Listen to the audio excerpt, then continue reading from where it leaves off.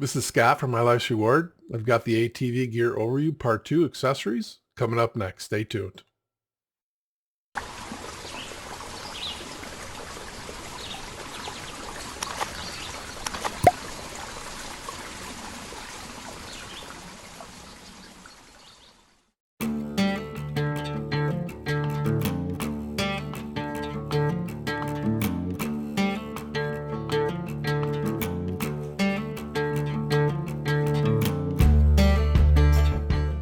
So these are the helmets that we're using both in warm and cold weather.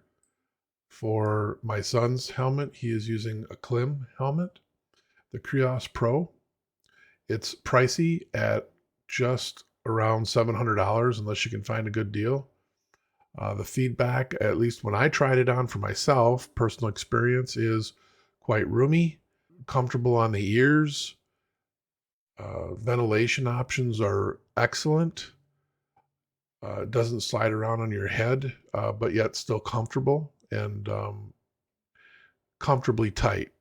It holds your head and it doesn't move around. I mean, you got to get the right size, but that was my experience. And Kyle has nothing but good things to say. My son Kyle has nothing but good things to say about this. The helmet that I'm using, I had since I purchased my quad back in 2018. My helmet was fine, the GMAX GM11, and it was fine when I first got it. But when I put my speakers in for the communication system, it's most of the time it's uncomfortably tight. So I'll be upgrading to the Klim helmet. This helmet is a good economical $130. Early on as we were riding, we determined we needed some sort of communication between us. And we started out with some version of the Lexon radios here and something like this that's pictured. These are analog radios. When you did get sometimes even beyond a certain distance, but could still see the other person, you heard a lot of interference and crackling and kind of sort of like echoing and things like that. And so that's when we decided to go with the Cardos. And so we did do that. Also with the Lexon radios, it was super difficult to program those to do more than two, to set those up for more than two. You had to have somebody bridge, and then the volume for somebody that was bridged, it was just, the differences were, it was almost unusable. Maybe we were setting them up wrong. With the Cardo Packtalk bolds that we have, that we see here, I believe these can be analog or digital, and they do have a longer range, much easier to set up.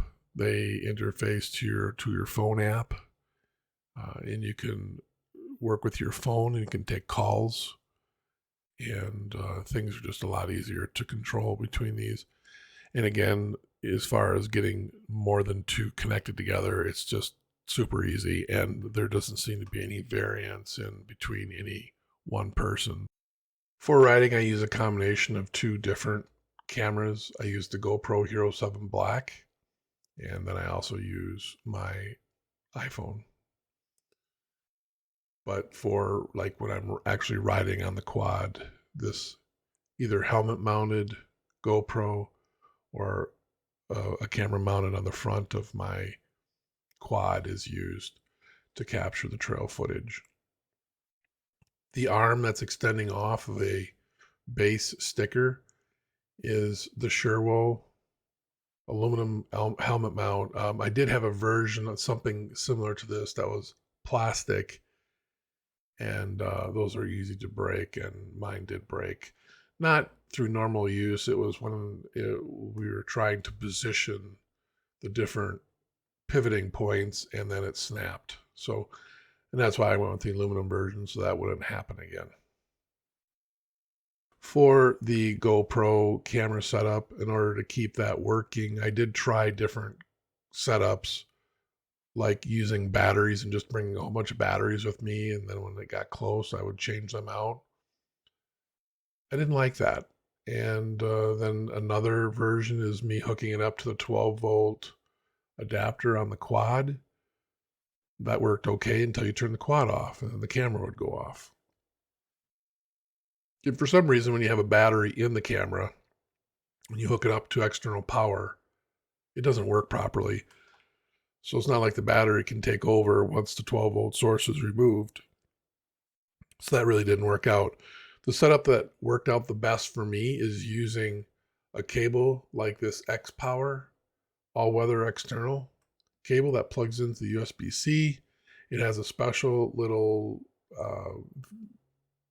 rubber piece that goes in the area of the camera where it hooks up, so it keeps water and dust out, and then these other pieces here that are in the center of the cable help keep that in place. And it seems to work out. I got the longer version of the cable. There's several different ones. This is a little, this is around 5.5 feet.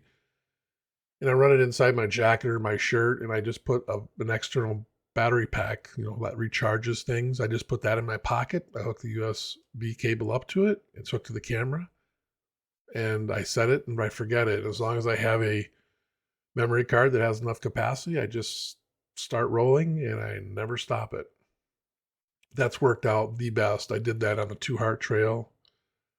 I did that on Tin Cup. And I had that set up at Kalkaska. And it just has never given me any problems.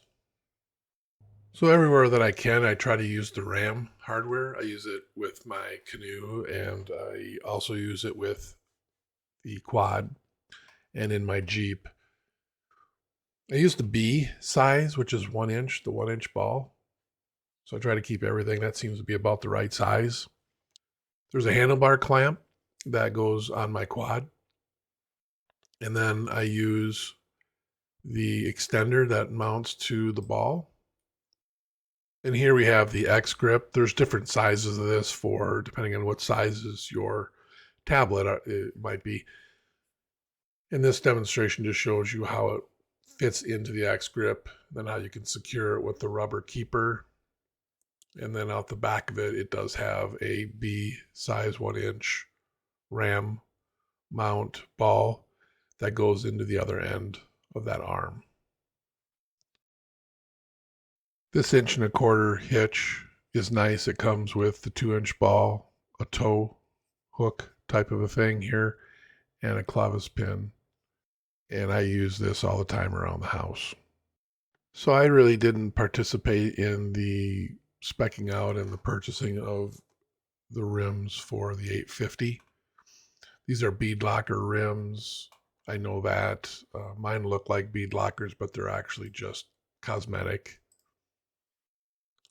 I do know the tires that are on the 850 are stock size or just a little bit more aggressive.